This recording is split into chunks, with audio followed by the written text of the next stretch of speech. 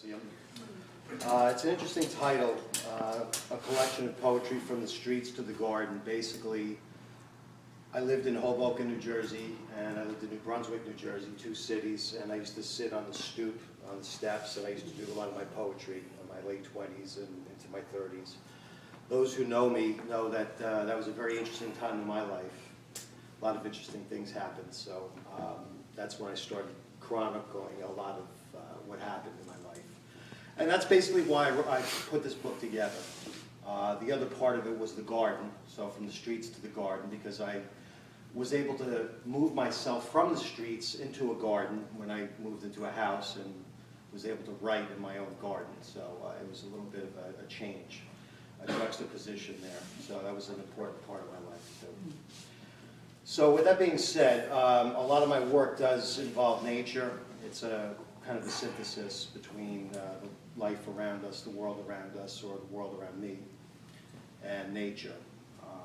My first work is called Full Circle, and this one is about apologies, being apologetic, the mistakes that we've made, and coming to grips with some of those mistakes. So it's Full Circle. Icy moon basks its light bright onto frosted ground.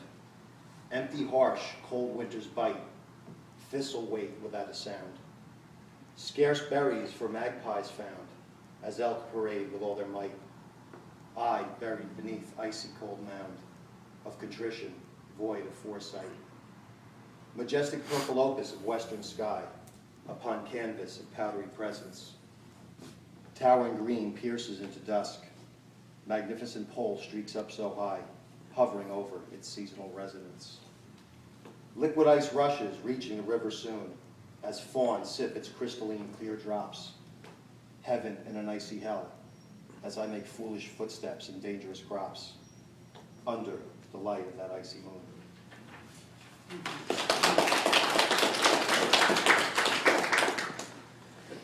The next one is called An Unwanted Guest. I'm sure we've all had unwanted guests in our house.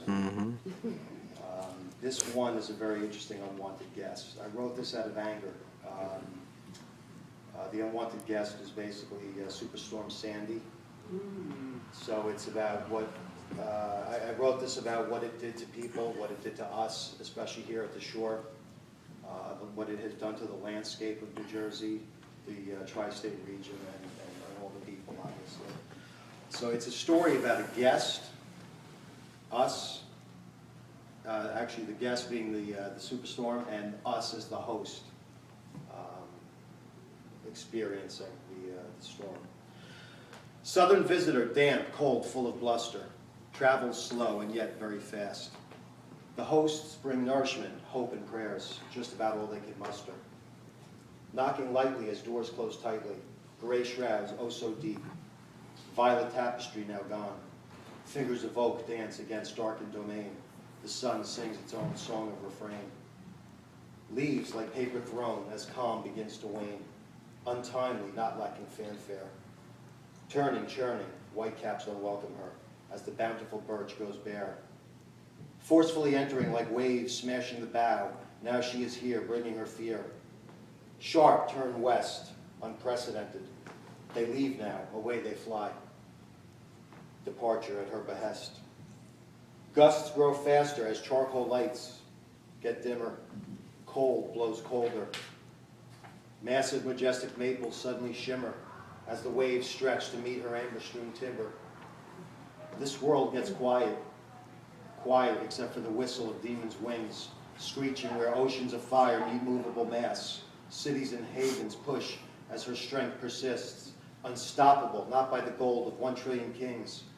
Torrents of phenomenal fury as gale and gust pummel ocean's sandy coast. The strength of her visit gives her much to boast. Electrical currents snapped, sizzled, and sunken, wonderment as to why they had been chosen. Wicked lashing by this unwanted guest, land swallowed by her, like the wood taken up by the flame. All in her way, put to the test. Winds break down barriers, breaches start gushing. Dreams hardly afloat as nightmares keep rushing. Dawn reveals her rosy fingers, trapped behind billows of darkness. Roar of the line mellows to a breeze, as sadness throughout the shore lingers, wood piles strewn all about, cries of calamity carried throughout cities and towns. Light shows the gift left by the guest as she departs, headed northwest. As the guest leaves blackness and ruin in her wake, sounds of sympathy return on wings of the gull. People rise as high as the surge that overflowed the edge of its lake. Crowds and community gathered together like bees to create nectar of needed nourishment. She forgot one thing, the host's will to fight. And when the sky clears once again, there will be light.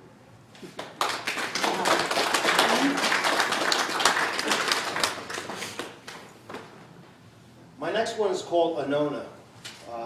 Annona is the Roman goddess of autumn. And this is about the end of summer and the beginning of fall. Kind of what I consider, what I call that magical period between fall and summer where the fruit is really good and the sun is starting to get a little bit hazy and the night is a little bit colder. So it's kind of that really interesting period of time. Oh, silent summer's end, silence upon sands of amber gold. Gardens of abundant color, no longer to tend. Whispering wind, eve's presence of cold. September's song, music of change, as northwest winds push bright blue sky forward. Desolate harvest, sparsely filled grange, pristine purple dusk, canvas now lowered. Stalk severed field littered the plot, sprinkles of frost upon sunny orange hue. Deer scattered upon hunter's first shot, seasons repeat each year anew. Autumn enters as cool breezes dwell, summer solstice, my love, as we bid farewell.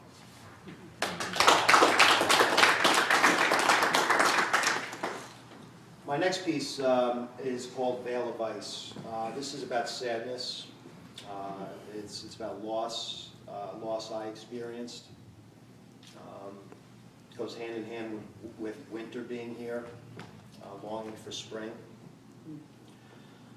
The hillside beckons its warmth through unkind dismay. Chill grips frozen fingers tightly through winter storms' disarray.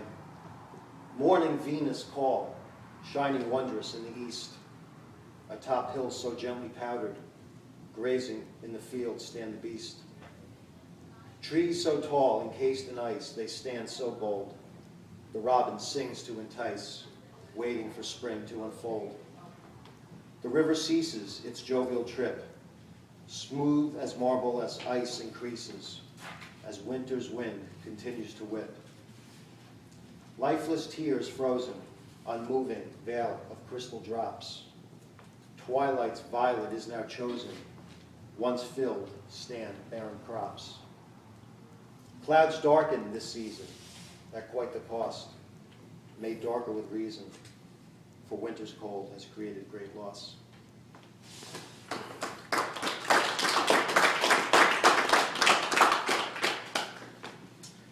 My next one is about time, something that we all don't have enough of, and something that always wins against us. So this is about fighting time. It's also about facing fear.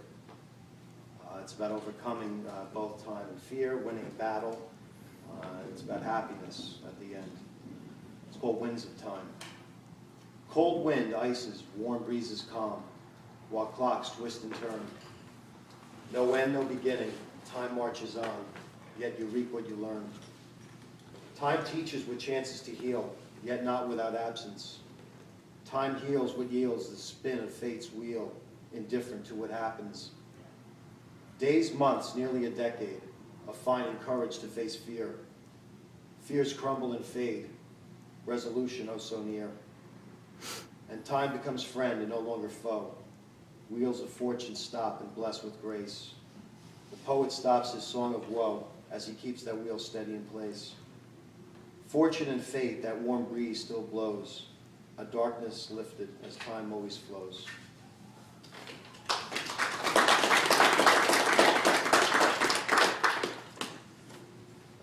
My next piece is about not releasing your feelings and holding back. It's called Cold Currents. Candle flickers, burning bright, yet so alone. Golden light, peaceful shadows hardly shown. Sun arise as darkness fades into day. Clouds break through cobalt skies, yet barren hills still they lay. River flows with waves so steady.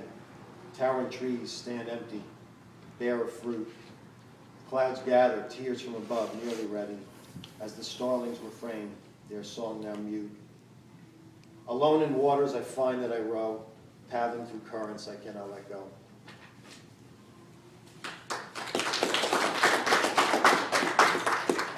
And finally, a little bit different. This one is called Final Pint. This is about our time in a cozy pub, a descriptive little tale of bar life. Darkness and laughter bountiful, a dusty dank bar, cornered between a number and main, close yet so very far. Oak, mirrors, tin and ceiling, and stench. Clink, clank, tenor of glass.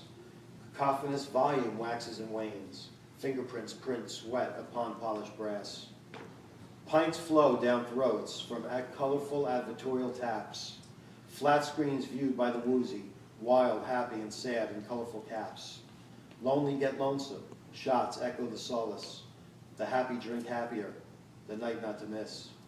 The clock turns the hour late, crowds swelling, stuffing the tavern. Patrons deep in their cups, as deep as a cavern. Closing time, 3 a.m., pub empties out on number and main. Night for happy and sad to remember all the pleasure and pain. I want to thank you all very much.